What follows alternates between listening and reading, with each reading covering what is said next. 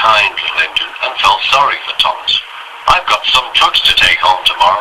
If you take them instead of me, I'll push coaches in the yard. Thank you, said Thomas. That will be nice. Next morning, Edward and Thomas asked their drivers, and when they said yes, Thomas ran off happily to find trucks.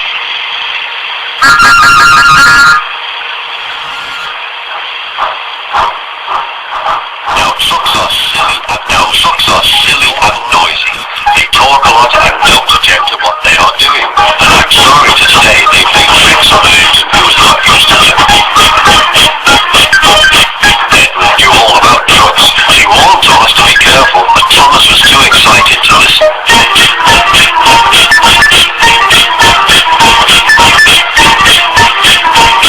The shunter fastened the coupling, and when the signal dropped, Thomas was ready. The car Thomas and started off. But the trucks weren't ready. Oh, they screamed, wait, Thomas, wait. But Thomas wouldn't wait. Come on, he all right, don't fuss, grumble the trucks.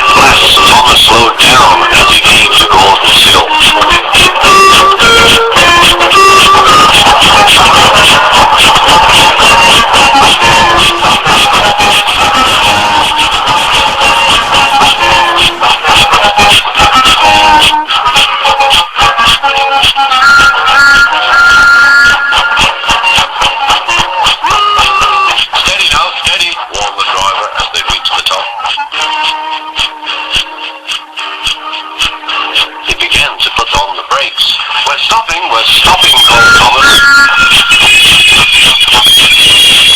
No, answered the trucks, bumping into each other. Go on. Before the driver could stop them, they had pushed Thomas down the hill and were rattling and laughing behind him. Poor Thomas cried out, stopping and laughing behind him. Stop pushing, poor Thomas cried hard. Stop pushing, no.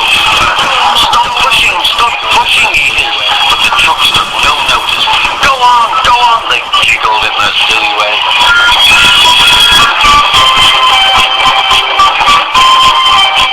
There's the station. Oh dear, what shall I do? He cried. He rattled straight through and swerved into the goods yard. Thomas shut his eyes. I must stop.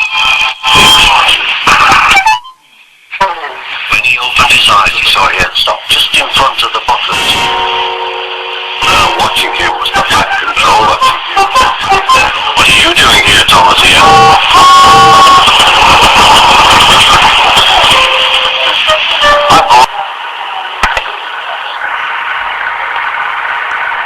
Why did you come so fast? I didn't puke. I was pushed, said Thomas. You've got a lot to learn about trucks then, little Thomas. After pushing them about here for a few weeks, you'll know almost as much about them as